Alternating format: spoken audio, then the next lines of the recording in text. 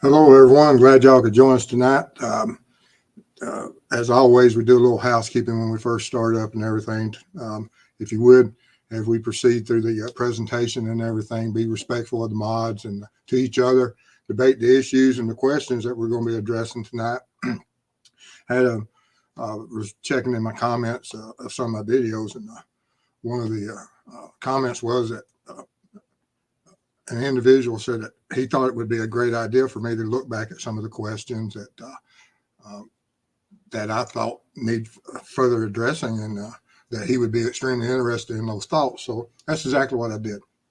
Anyone out there has any suggestions or any questions on certain topics or anything, most certainly send me a email or put a comment in my videos, and I'm always open to ideas of how I can get information out there so that we have a better community. But with that being said, we'll go ahead and get into the show.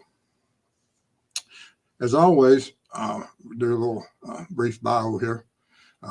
This is Mrs. Steve, and I'm Steve. I'm retired law enforcement, had 20 years of service. During that period, I started off in the jail, worked road patrol, and eventually went into investigations. During those 20 years, I had all different types of training, from the SWAT all the way through becoming a state certified crime scene tech, which helped me immensely in my investigative career. And worked all different types of cases, from burglaries up to homicides. Worked with some really intelligent men and women, and were able to, have a pretty good career. But then I retired, and after I retired, I recently became aware of the true crime world and web sleuth world, and got interested in how I could become an ambassador for law enforcement and try to bridge the gap so that people out in the true crime and the web sleuth community could see how law enforcement thinks and how we could, work together. And because there's certain agencies out there now that are embracing the web sleuths and the true crime and just social media, because it is a powerful tool. And as we move forward, and law enforcement and true crime community and the social media has learned to work together, it will have a great impact. And we just got to be able to figure it out and work towards that end. Because that's all we want to do, is have a great impact on, anytime we can help make society better, or, get bad guys off the street. And that's what we're here for. But with that being said, we'll go on in here. One of the questions, like I said, I had several questions that were asked, and I just took a general one. Some of these questions have been asked through emails, Facebook, all the social media platforms, plus in my comment section. And they're in no certain order. It's just whatever popped up at the time when I was going through all these questions. But one of the questions was here: could it be that Kevin Kline was meeting someone at the gas station who would be their ride to the bridge? And says, I always believed that these murders were for profit, and that others were involved, most likely to be sold online or to other perverts. Could explain why the area was staged and why they occurred in an area where they could film without discovery. There's a lot in that one question. And there's been a great debate in almost every one of these areas of what it was and if it did occur. And that's one of the reasons I like this question, and thought that, as broad as it is, but it's something that we most certainly should address. Why did Kegan Kline, as it's been reported by certain podcasters, that he had looked up the Marathon gas station in Delphi on the day of the murders, which is 36 miles from his home, and where his reported alibi was for the day. And so that was odd in itself. I mean, an individual that's catfishing two young children, and has contact with them on the morning of, also searches for a service station that's 36 miles away from their scene of their murder. And when you start stacking that stuff up together, it's most certainly something that is condemning, and it has to be explained. And I'm certain that law enforcement is looking into those realities and seeing, exactly what is the reasons that would occur, and is it circumstantial evidence that's piling up against them? I believe so. But then you go into what murder for profit, and whereas they're talking about now, there's a lot of different types of murders for profit. You can have anything from orchestrated hits on individuals for a certain reason, that people have motives to kill, and they can do anything from hiring a hit man or getting a family member to get them motivated that they will protect them or kill another individual. So there's a lot of for-profits, different types of situations that would meet that criteria. But as far as being sold to other online, we're 6 years after. If there's anything that was online that had been sold, I believe it would be revealed by now. Not saying it didn't occur, but most certainly if it had, I believe it would have been revealed. Excuse me, I've been on a tractor all day and got a little scratchy throat. But the reason of staging, it depends that when we go on into it, that if it's not, a stage for some type of, okay, Dark Arts by $5. Your head is in my blue light. Oh, super sticker. Thank you, Dark Arts. That means a lot to us, and appreciate your support. But, setting up something such as a snuff film or anything for profit is something that's extremely high risk, takes a lot of time, staging and everything. Now, do I think from reading the FBI affidavit on the Ron Logan search, they believe that there was some type of memorialization made by the killer, by that psychopath, because they mentioned it, and that there's some type that they're looking for some digital evidence, and from the type of scene that they saw, that it was indicative that such a psychopath or killer would memorialize it either with photos or video, such as what BTK did with his victims. So it's not uncommon for it to occur, but it would be uncommon for them to sell it. But they keep them for trophies. In this modern technology that they don't have to revisit the scene, they can create something to live out their fantasy over and over a will, time after time. And that's part of where we're at in society now, that we have these individuals out there that have these capabilities. And, how long did he spend on the scene? From the time that, if you looked at the timeline on the bridge, in which we have to question some of those upload times and what is the actual timeline of when it was uploaded. Did Libby and upload that 207 photograph exactly at 207?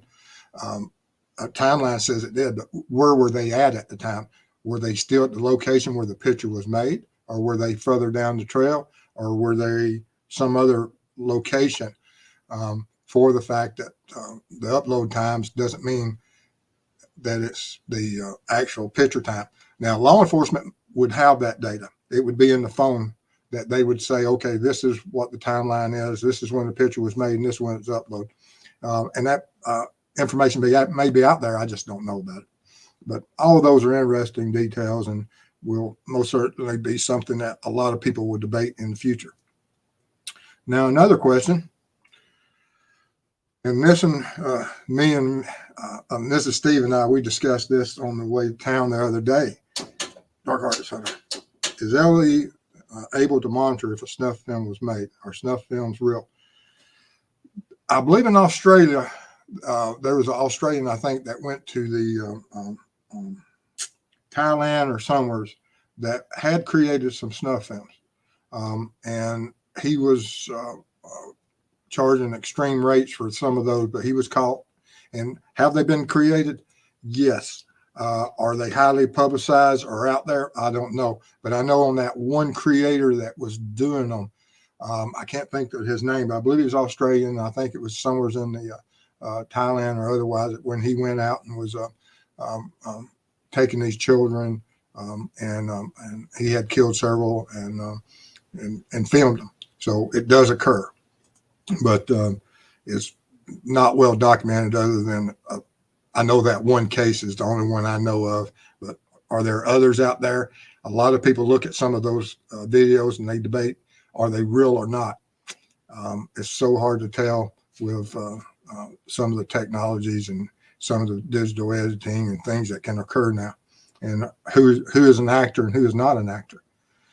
But this question here was, what does a non-secular crime scene mean to you? And I looked that up of a non-secular crime scene, and it's not used anywhere I could find other than in the Delphi description of crime scene from Ives' interview, which was interesting. Which is actually, when you look at it, it makes a lot of sense, because you're talking about religion, you're talking about rituals, and those, a crime scene and those normally are not two words you use in the same sentence. And I found that extremely interesting. Scott Brown became a YouTube member. Thank you, sir. Means a lot to us. Appreciate your support. And I know a Georgia accent. Yes, I see. Yeah, deep South.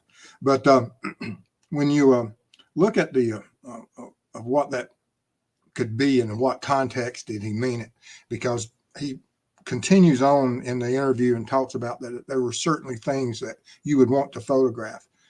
And is he talking about some of the non-secular issues or context of the crime scene?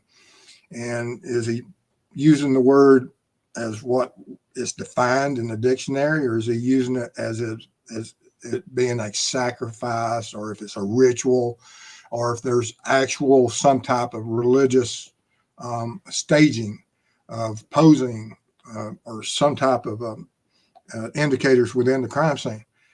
And I really don't know what they saw at the crime scene, but the non-secular crime scene to me would mean that there's certain things in there that would draw them to conclude that there was some type of, and you know, it's obvious that if he said the words, that most certainly he thought that there was something there that had a religious or ritual undertone.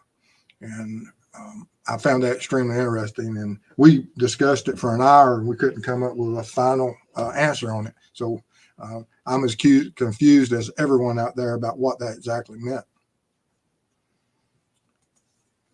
And then can you give your opinion on why the river area didn't seem to be secured and have officers on guard once they were done searching for the day? You think if this concerned the Delphi case, the area would be better monitored? Your thoughts? Having in my career secured crime scenes overnight, over days, that it's not always that you have high profile crime scene tape, everybody being kept out. Sometimes you just have someone in an overwatch position that's watching everything and able to maintain security, ensuring that people are not wandering into areas that law enforcement are anticipating being in the next few days or the next day. And we don't know what the 24-hour surveillance, we don't know what types of camera systems were used. We don't know what officers may have been in undercover vehicles and what the purpose and what surveillance they may have had set up to possibly other people coming to the crime scene. And so there's a lot of things that go into those situations. But, and so, you know, those are my thoughts about what that could be and what that means. And I know these questions are from one end of the spectrum to the other, but that was the part of what I wanted to be tonight, so that we could look at these questions and just have a menagerie of different types of questions, so that when we get into the our question part of it, that we'll have a good basis and have a good discussion. Got some other here. This is from Tom N. I think the item in the river is a weapon of use. I believe there is a knife involved. I say a knife because of the transcript line that reads, the person involved would definitely have blood on them. A gun would not be a weapon, in my opinion, due to the statement. And they do mention, and it's redacted in the affidavit, redacted weapon, and a lot of is that edged weapon. I think some of the unredacted sections affidavit, I think it does state edged weapon.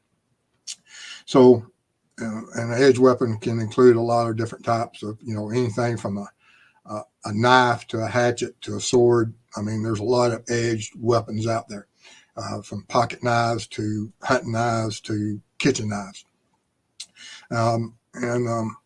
So believing that might be what is their one of the items they're searching for in the river is something that we have to look at and consider. And that's one of the reasons I did the video last week or week before last about some of the things and how they sink in a water column through a moving river flow from 8 mile an hour all the way down to 2 mile an hour, which mob crew tonight, Chris, he covered that. And I most certainly want to thank Chris for recognizing and mentioning me and his experiments that he did. He did some really great experiments tonight, got me to thinking on some future experiments I need to do to follow up on his, and that way we can battle off each other and get some information out there that might help or for people to understand what and how hard and difficult it is for law enforcement to go out there and find some of these things. Because if you watch it on TV, it's simple. They've got 43 minutes and they find anything and everything in that 43 minutes and send it to the lab, and you get to see them process it and identify it and everything within that 43 minutes. And like there's times that you don't even get all the evidence collected in 43 hours. So 43 minutes is a dream come true. And we have a question here. Do you think the girls could have been transported to the murder site in a boat under a tarp? And could it be easy escape, put the boat on in the truck and drive away? And there was other questions along these same lines. And as I explained to them, that the timeline for that to occur, because every action takes a certain amount of time, so that if the original plan by Bridge Guy, the psychopath, was to abduct the girls, and he did abduct them and take them away from the location and then committed a murder, bringing them back to that location is extremely high risk for the fact that it takes a certain amount of time to get them away from the crime scene, takes a certain amount of time to commit the crime, then it takes amount of time to get back to the crime scene, stage them, and load and unload, and then go put your boat up. And so every one of those steps adds on time. And we know that from the timeline of the family that people were there within, they were supposed to be picked up at 3 or around that about time whenever the father or grandfather arrived, and that didn't occur. And so family members started showing up, searches started showing up. There were people coming down the roads. And so when you look at all the people that were coming to search, and then you calculate in that if you have such an individual that is going to be bringing these people back, that's such a high risk that a perpetrator is not going to risk discovery if he's highly organized. You may have a low organized or unorganized or low IQ unorganized type of individual that might participate in something like that, but anyone that's highly organized and high IQ is not going to be risking coming back into a crime scene while people are doing an active search, even after dark, that they continue to search and risk that discovery. So I put the odds on that happening very, very, very low.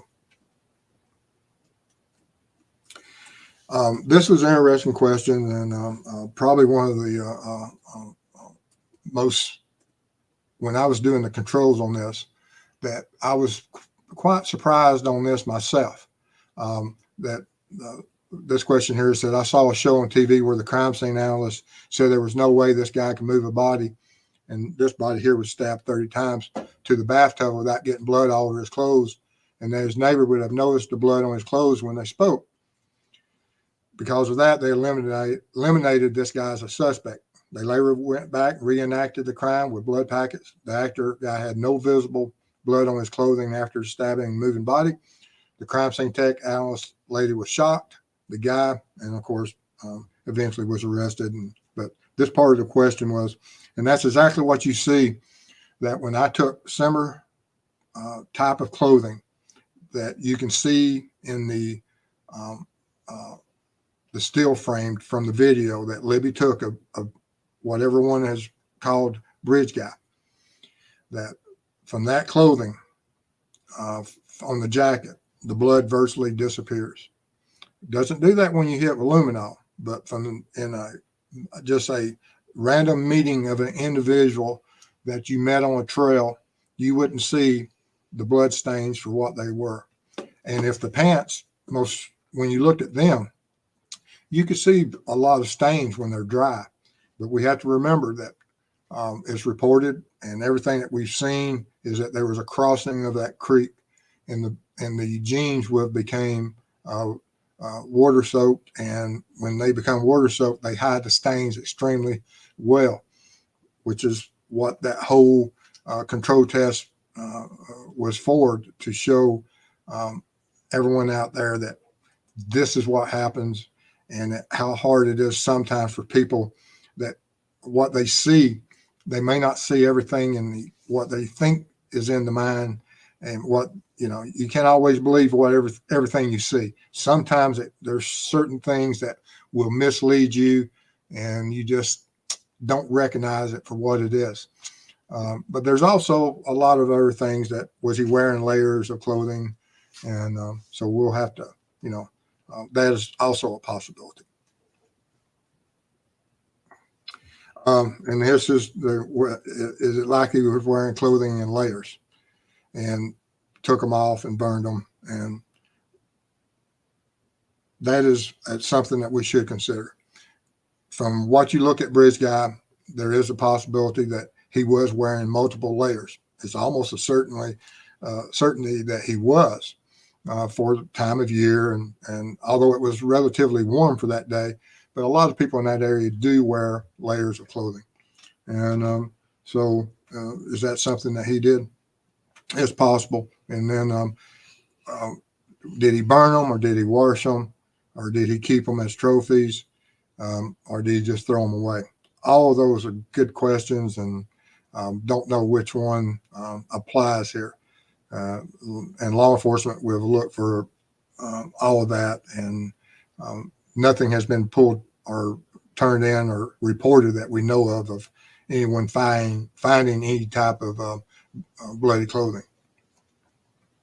All right. So those were the questions that that I'm going to address today, and there's plenty more. And if you have some questions that you want me to address about the Delphi, send me an email or at steve@truecrimeweb.com, or put them in the comments, and I'll look at them and try to get some more questions, and we'll talk about them. But if you have information on any information that leads to a person of interest or a suspect in this case, contact law enforcement. They need that information, regardless of who we think it is. And that's one reason we don't use names or initials in our chat, so that we don't influence other people. But if you have some information and you strongly believe or suspect someone, let law enforcement know. Let them sort through it. They're the ones that can really do something about it. They'll go in there and do the analysis on it, and hopefully have that one piece of information that they need to bring this case to a close. All right. Also, the other night on our last show, we had some people that brought up some interesting cases. And so one of the cases they brought up is Kyron Horman. He's a little old boy that came up missing June the 4th of 2010 from being at school at a science project. His Terry Horman stated she left the school around 8:45 after attending the science fair, and that's the last time that she ever saw him. There has been a lot of the individuals that know about this case and all the information on it. I recommend you go and read about this case. It is fascinating about all the evidence leading towards what and why Terry Horman is considered a person of interest in this case. Extremely suspicious, especially with some of the other information that was considered in it. But if we have anybody in that area that lives there that would like to dig further into that case, get with me, let me know, send me an email, and I would like to talk to you about certain things that I think that we need to look at and possibly consider and look into further. And hopefully, like I said, keep this information at the forefront so that we apply as much pressure and try to help law enforcement as much as possible on this case, because it is very interesting, and whoever is responsible for this young man's death Check out his shirt. I know it's CSI. See? Yeah. You're meant to be there. Yeah. And I take it that was his science project. And I don't know what the science project was. yeah, but I mean, I don't know, but that's the shirt he was wearing during the school morning. And it just, you have this child that has never been seen from after the science fair to this day. And so if we can have an impact on that case, let me know. And I'd just like to have some boots on the ground in that area. And then we have another case. This is another case of, she's 19 months old from Waterville, Maine. Ayla, and that she disappeared. And this is another highly suspicious case about a family member.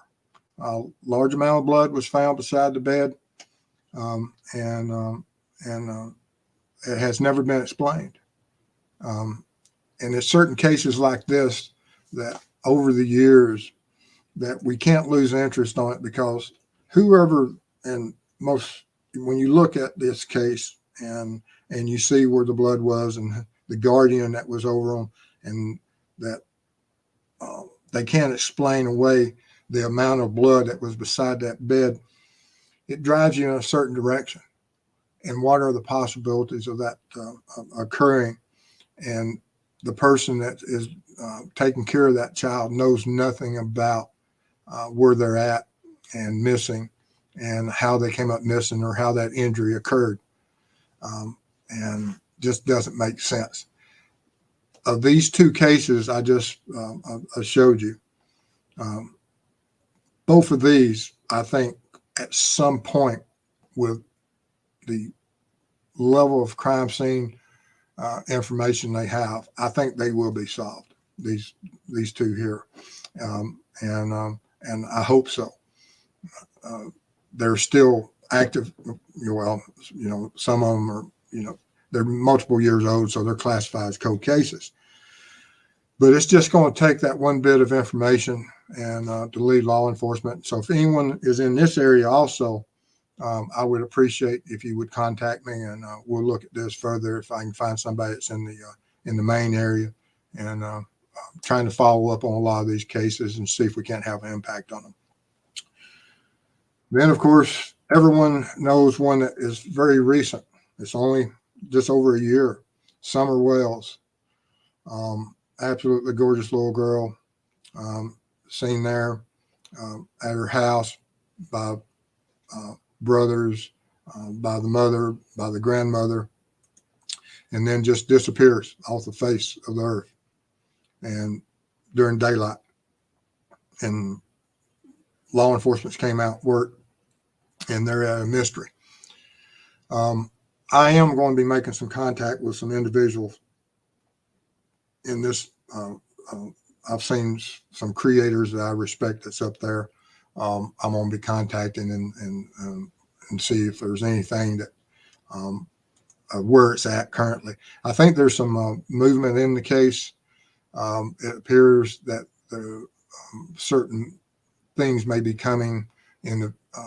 It's just that the prosecuting attorney has made or implied certain things, and so hopefully that will be the case, and that it will be moving forward.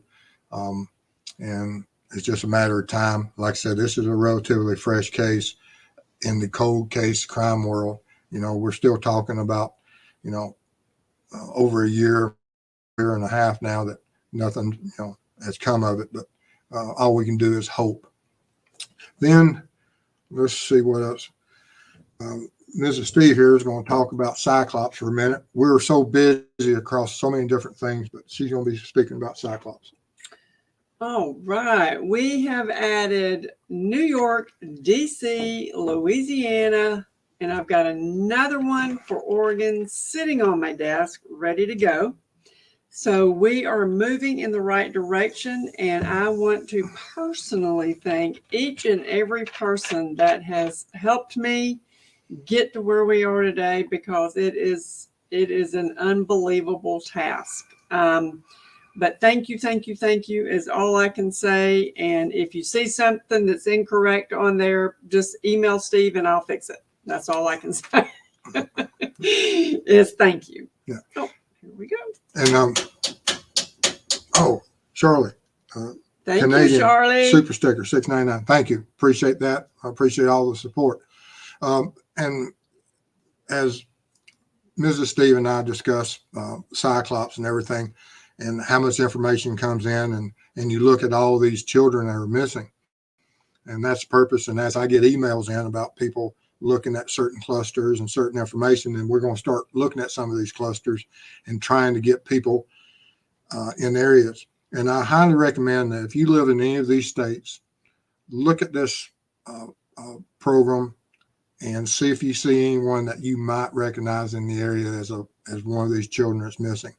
Not all these children are victims of crime, but they may have run away and they're lost, or they're being trafficked. And so we have to see if we can't help those also. Some of the others that, younger ages that may have, resulted in foul play.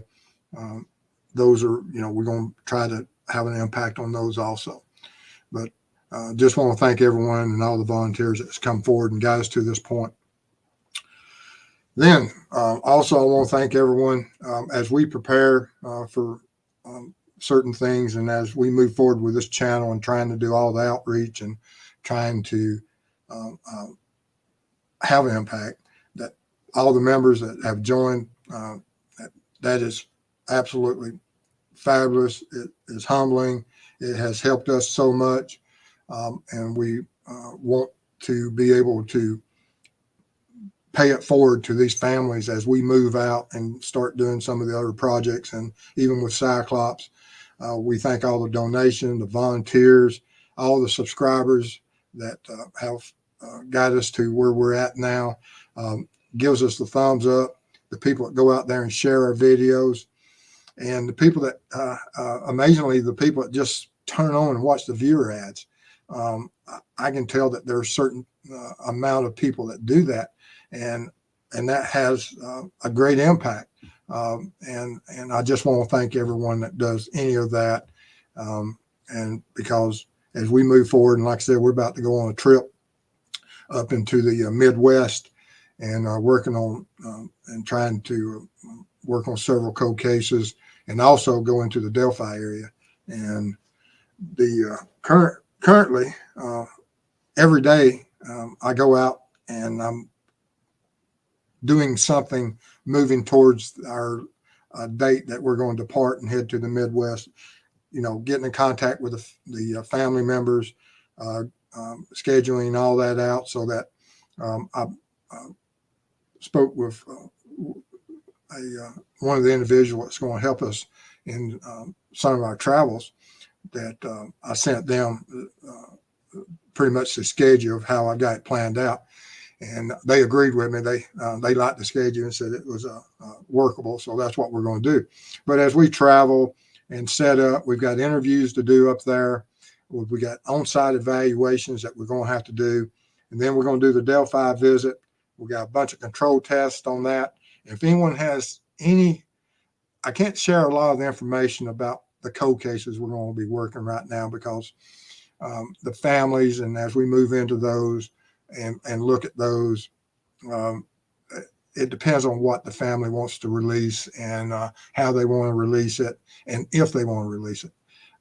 So as we go up there and work on those, but on the Delphi visit and the control test, if anyone has a question about something that they always wanted answered on that, send me an email, steve@truecrimeweb.com, and I'll look at it. If I don't have it on my schedule and we have time to do it, I will put that on the test schedule.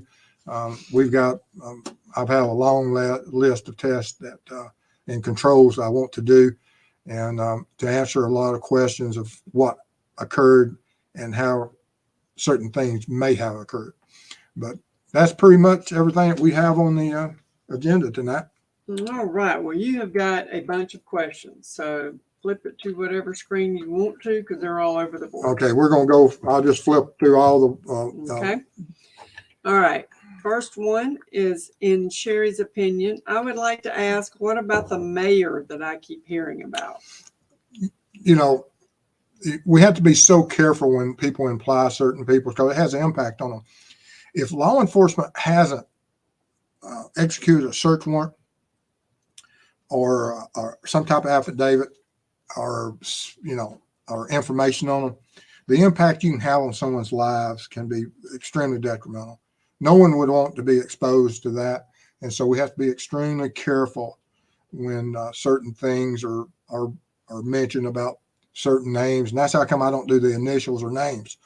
I don't want to impact because there's been, I don't know, almost probably 100 persons of interest named in this thing, but only one or two can be involved in it, or three. It depends on whatever your theory about it is. And is it possible that there can be multiple offenders and co-offenders?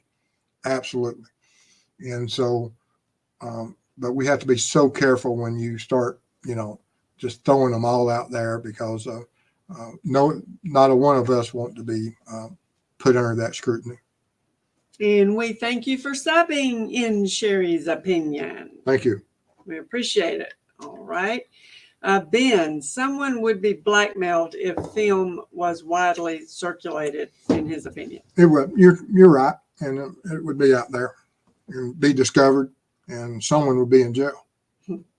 All right. And Derek Farmer, Steve, it's my understanding Yubo or Yellow app is geared for live streaming events because you can log on anonymous. DC said clues were coming in from France and several countries. And that is a possibility. But even if they was someone that had captured such an event that was related to this crime, it would have backfed over here to that. There's all different types of videos created out there, and there's all different types of platforms. And so does it occur? Yes. Did this one occur? Not that I'm aware of. All right. And Molly, those videos from the Philippines, toddlers, etc., were real. Part of the Josh Duggar trial. Mm-hmm. Absolutely horrifying. Had no idea that existed. Yes, it was the Philippines. Thank you for that, Molly, for looking at it. I couldn't think of the name off the top of my head. I've got so many serial killers and things running through my head. And over the years, it's hard to keep track of everything. And sees through at Steve. If the rumor of a lost fingerprint out of a detective pocket was lost, can you explain how a print from skin is lifted and how it is processed, please? There are several different techniques, from fuming with the super glue process, of human body within an enclosed environment to plate lifts. And there's only a limited amount of time that you actually can perform those types of tests on the body. But there's multiple studies that have been done from India across the world, and there will be continued until someone can really figure out what the best process is. It's extremely hard to get a good fingerprint lift from skin. It can be done, but it's extremely hard. And there's so many different processes, and they're always evaluating and trying to come up with one. But like I said, it's a very limited time frame that they have been successful from, even, using magnetic powders. But like I said, there's so many different things that have been studied in the past in so many different ways that there's not just one foolproof method. And true crime housewife. It's so horrible that we have those kind of individuals in the world, but it's been going on for years, long before technology. And it will continue. These animals, they feed and they live on their fantasy world. No matter where technology goes and what we try to prevent, they're going to continue. They feed on, that's their world and their fantasy, and they prey, they're predators. And unfortunately, there's just nothing that we can do as a society to weed them out. You ready? Mm-hmm. This is for me.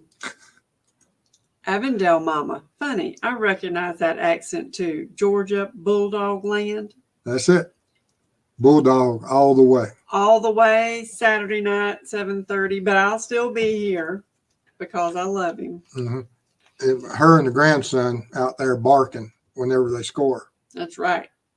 All right. Sees through. Could the leaving of two bodies in different state of undress attack indicate two separate killers? There's so much that you can, and that's one thing the crime scene analyst will look at. Not only different types of injuries between two victims that might indicate that you have more than one offender, but where and how and types of injuries and states of control, and how did they control multiple victims. All of that is so vital to be able to see the scene, have it photographed, have it documented, and be analyzed. And we don't know exactly what's there at the crime scene. Hopefully one day that we will know, and we'll be able to see exactly what happened and how many offenders were there. But yes, there's certain ways to tell from certain types of evidence. You may have multiple shoe prints.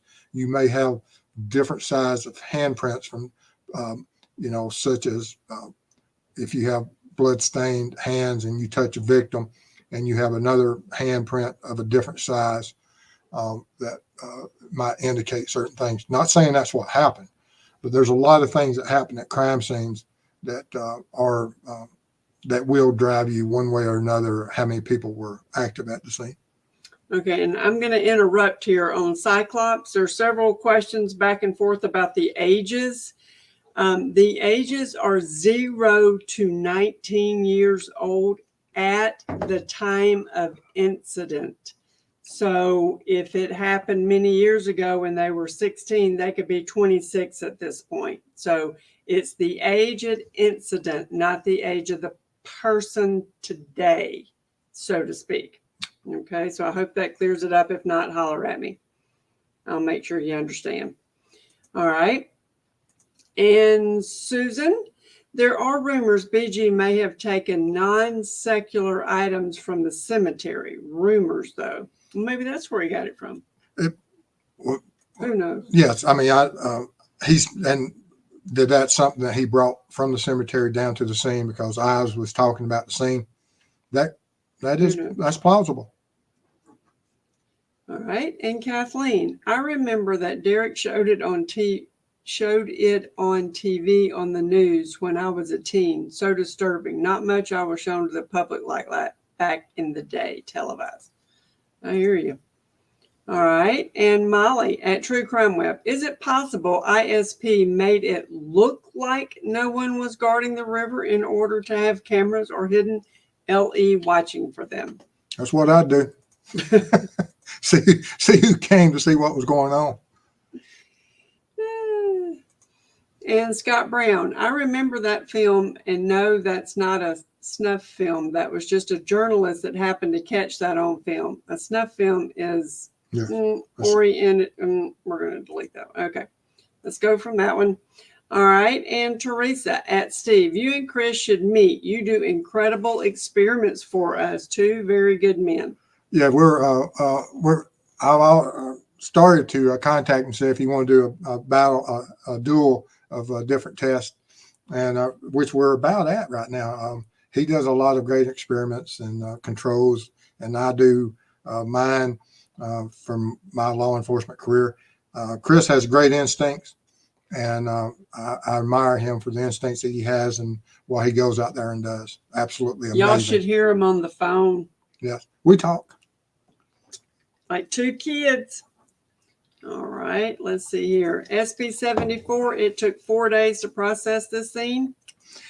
I don't know exact timeline how long it took, but that is interesting. All right, and Kathleen, could there have been someone coming in posing as a fisherman, but if anyone would have seen him, they wouldn't have even thought he was connected, fillet knife, etc.? Yes, there's so many different ways that offenders will come in and set up certain types of ambushes and have a reason to be in the area. Just depends on their motivation, what type of individual, what type of offender they are, how organized they are.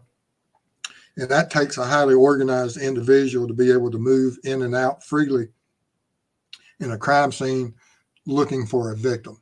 And but those predators do exist. All right, and unsolved crimes uncovered. Steve, do you think that whoever did this was taking orders? Well, if you go into that it's a revenge or murder for profit, then of course you may have that scenario. And we don't understand what the motive is currently. And so anything's possible right now. All right. And Kathleen, who exactly were the first ones on scene that actually found the girls? I've heard their names mentioned. We won't mention them on here, but it was part of the search team of individuals. I think it was relatives of Libby's, I believe. At least one or two of them was relatives. All right. And Nadia, could the BG just be someone everybody knows and would not imagine him being the killer? It's possible. And yes, I mean, who knows? I mean, the person on the bridge, when you look at the sketch, the first sketch, it was absolutely amazing how many people met and was similar to that sketch. And even with the second sketch, but the first sketch that they did of the older bridge guy, there was these, registered sex offenders across the state that looked just like them and had access to the area and were arrested all the way out to Colorado. It was just weird. All right. And Dean, how soaked with blood would the killer have to be to leave a trail of blood from the scene? It would have to be an enormous amount. And it wouldn't matter how much it would be on. There's certain types of blood spatter and that occurs, and blood, no matter how much you have on you, it's only a limited quantity. And as it soaks into whatever you're wearing or runs off, that you may be able to have a sustained blood trail for a few yards or many yards, but at some point it quits. And so if you have a sustained, and there's studies on about how far blood would run off of say if you had a blood soaked knife, and as you walked and the blood came down. It's almost like a raindrop, but it's a little bit different viscosity. But as it drips off that knife, at some point it's going to quit. It's going to quit and it won't continue. And so it's the same with clothing, that it has a certain amount of quantity, but once it stops, it stops. For it not to stop and it continues on for great distances, that means it's a something that is being supplied by the offender. And that's what law enforcement looks for. You look for a continued blood pattern that is, would indicate that some type of injuries occurred to the offender, that's at a distance away from the crime scene, that shows that you would have certain blood stains and blood droplets, and law enforcement looks for those. And Lauren, man, I remember watching this on Nancy Grace when it first happened. That's been a long time ago. Thanks for keeping this relevant and in the spotlight. That's what we're here for. We have to keep it to the forefront as much as possible and apply as much pressure as we can to everyone, including law enforcement, that we need this offender off the streets. All right. And this starts about Kyron. Okay. Okay. Joni, he told his mother he didn't want to go to his father's house anymore. Yeah. Right? That could play a role. Oh yeah, that's that. Like I said, when you read that case, she read it. She came in and she says, "You got to see this one." And so when I looked into it, it's heartbreaking, and there's a lot of information in those records. All right, and Kathleen, thank you so much, Steve. That's our little boy that many of us fell in love with here in Beaverton, Portland area. Send me an email, and you may already have. I've received some. That may have been you I've received it from, but I'll check my emails again, and I've got some questions. Yeah. And Sean, irony, Libby was studying CSI, and Abby signed up for the classes too. Oh my gosh. She absolutely, and she did. You know, she had the legacy of what courage she showed that day, and is absolutely amazing. I will, it's just remarkable to have the presence of mind to do what she did and take the video that she took. And Kathleen, I will try to get a message to the real mother or one of the Facebook pages that have supported him and the family through this whole ordeal. Thank you. Thank you very much. That'd be awesome. All right. And Kathleen, absolutely wonderful, Steve. Thank you so much. God bless all these little children. And Olivia, I'll never stop praying for Ayla and Kyron and little Summer. All of them tragic. I mean, what type of animals would do this to such children? And True Crime with Shannon, I want to do more on Summer, but I avoid all the rumors and crud. I had heard that there's certain creators out there that absolutely is a slugfest. I don't understand that. I mean, just don't understand that. And Teresa, Summer Moon has captured our hearts. Millions upon millions care more about her than her own parents. Poorly for her brothers. I pray for her. I'm not sure. Pray? No. I would think so. All right. And Anna Lizette, if Summer Wells' parents did anything wrong, I think posting so many beautiful pictures of Summer online may have attracted the wrong kind of attention. Not safe to publicly post pictures of kids. There is a certain risk about what happens with social media now. That's wise advice. Mm-hmm. All right. So that was all my starred one. So now I've got to go back and pilfer. All right. Pilfer. Let's see here. That's a good word. Pilfer. I'm looking. Well, we had all that back and forth about the Cyclops thing, so I want to not get into that again. All right, let's see here. And Olivia, a tremendous thanks for your work on cold cases. Well, we're looking forward to going up there and doing this as best we can. And, it's there's been a lot of great, I'm sure, minds and law enforcement have looked at it. It's a long shot, but we owe it to the families that, they haven't found justice yet. So having the skill sets that I have, I've got to give it a shot. All right, I'm not sure about this one. BE, have you ever investigated how children are being abducted and trafficked to large cities and used as male and female prostitution? No, I know there's studies out there, and you can go and look at the records and everything. But I personally, I worked the crime scenes and stuff. Now we had officers that were assigned and worked different aspects of different types of crime, and that were trained in those areas. But I personally haven't. No. Thank God.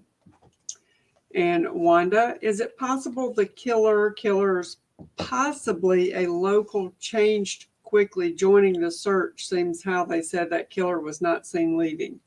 Anything, yeah, anything's possible, and it's high risk to stay at the scene in case you've been seen previously on the trail and you're wearing a different set of clothing that you an hour before didn't. But it's possible, but it is high risk. In digital, can a search warrant be completely unknown to the public, or does Ellie have to make its existence publicly available with content sealed? Oh, there's a lot of paperwork out there that's sealed by the courts. The courts, whatever the DA, when they go and they can seal a case and they can lock witnesses down from speaking, and the courts have tremendous power, and grand juries have even more power of what they do. So there's a lot of stuff that could be going on behind the scenes that no one has an idea of. Got some go dogs in there too. That's awesome. All right, and Anna, there have long been terrible crimes against children, but now they are getting strength from each other online. Used to be a few very depraved crimes spread over time. That we knew of, and that's one of the powers of social media, because you can go out there, and if you do have and you can find out that there's certain registered offenders in certain areas so easy now, and you can pay attention to that. And I recommend everyone go and check and see and check around your area that where are the offenders, and protect your children.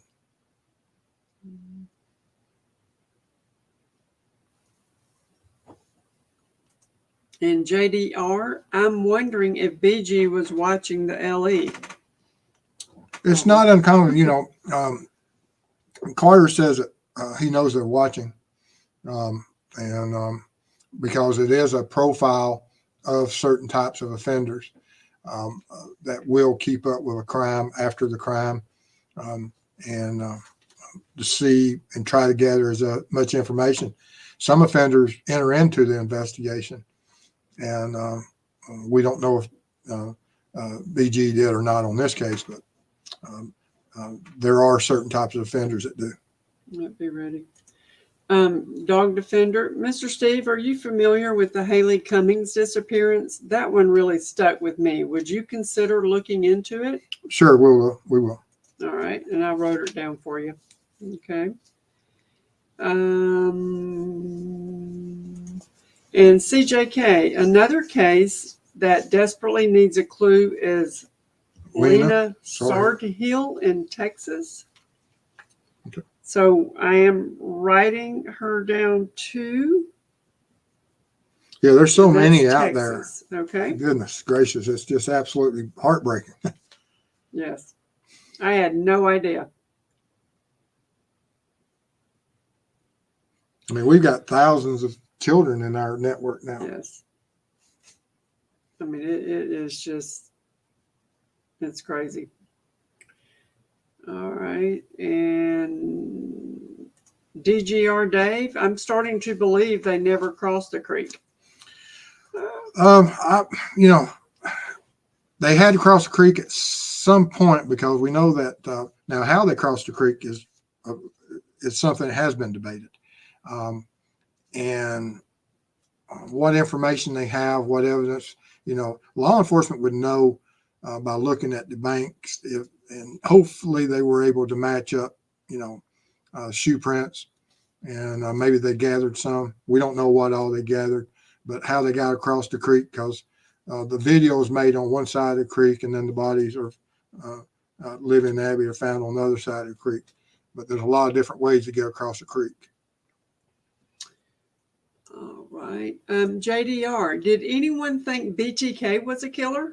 Did anyone think the Green River Killer was the killer? BTK, he got away with it a long time. He was, eventually his DNA was going to catch up with him, regardless if it did at that time or now, with the advances been made. Green River Killer, there was a witness that followed him home and identified his truck and told law enforcement, and they missed it. They went and did the interview and believed him over what the witness. And so they dropped the ball on that and earlier, but eventually they did correct it and find out who he was years later. Good Lord.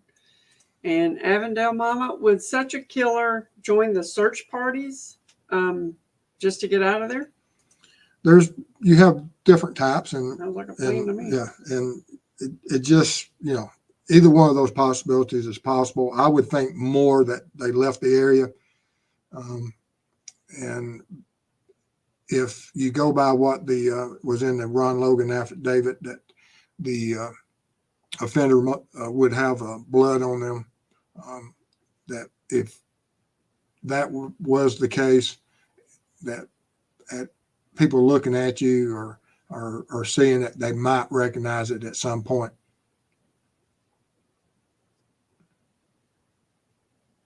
Well, seeing some people I haven't seen it in a while. Good to see everybody. Wow. All right, let's see here.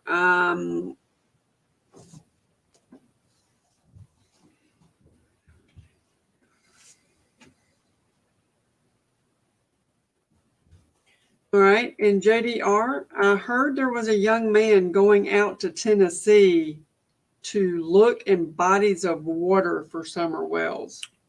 Hopefully so, and hopefully they'll have some, success, and they find her. I wish they would find her alive and well, and that's our best case scenario. But the worst case scenario is that this individual is trying to do something, and I have to admire that. Mm-hmm.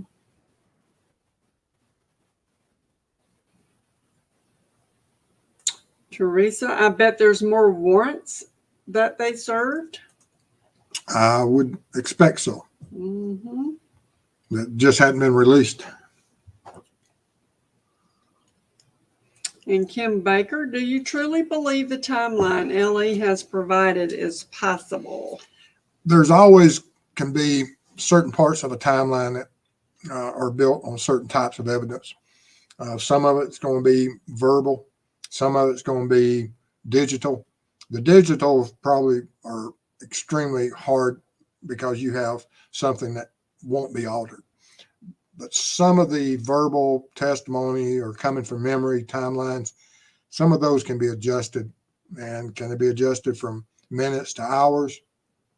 Yes, memory can fail us at times. All right, now here you go. You gonna put your thinking cap on? Always. All right, CJK. So, at Steve, how do you get a confession? Sometimes you just ask them, and it depends on each individual and manner. Some people, they want to confess. They won't let you leave the room without confessing. Then you have certain individuals that they'll lie to you until you have everything, and then they'll still lie to you more. They won't confess or say that they committed a crime until they're standing in front of a judge and they're facing whatever the sentence is going to be, and then they'll change their mind.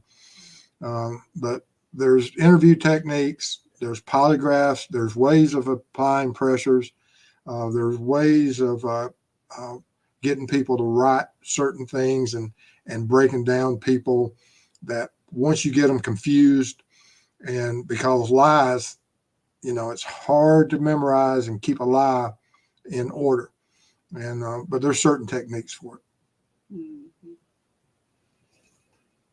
All right. And Teresita gave us more information on Lena, so I've added that. Thank you, Teresita. Let's see here. Olivia says Ellie did, however, say the girls were killed where they were found.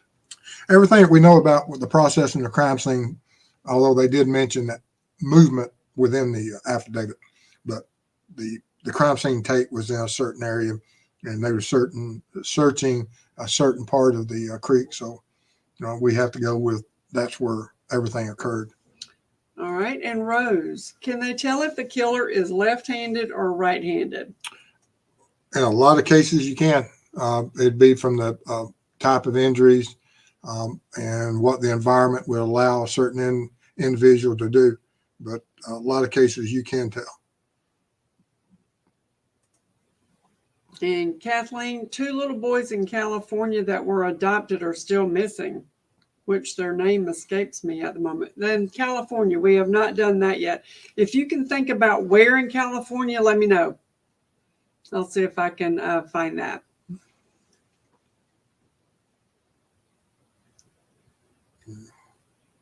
All right, there's still a lot here. Okay.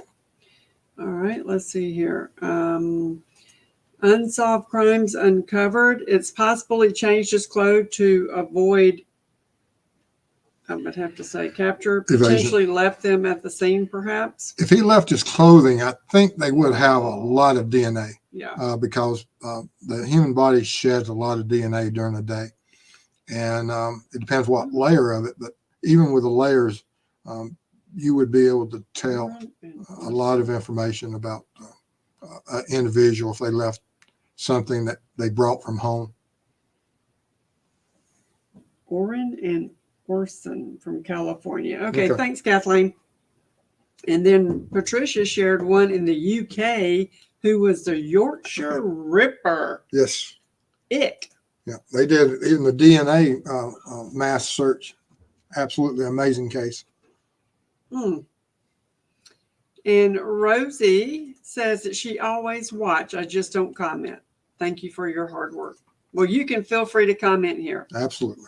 Just no names or initials.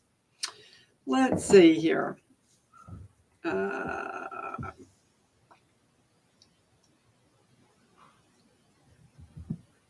these are talking back and forth to each other. Okay. Let's see here. While I'm looking, don't forget to give us the like. Yes. And Sean, Steve, have you ever watched the interrogation of Colonel Russell Williams in Canada? No, I haven't. I think I've seen the title on some of the YouTube stuff, but I haven't watched it in whole or anything. All right. Let's see here. And Candelina, thank you for bringing this into the light. Absolutely. That's what we want to do, is try to highlight and keep people's focus out there on different cases, because there's so many of them out there that we need to focus on. All of them's important.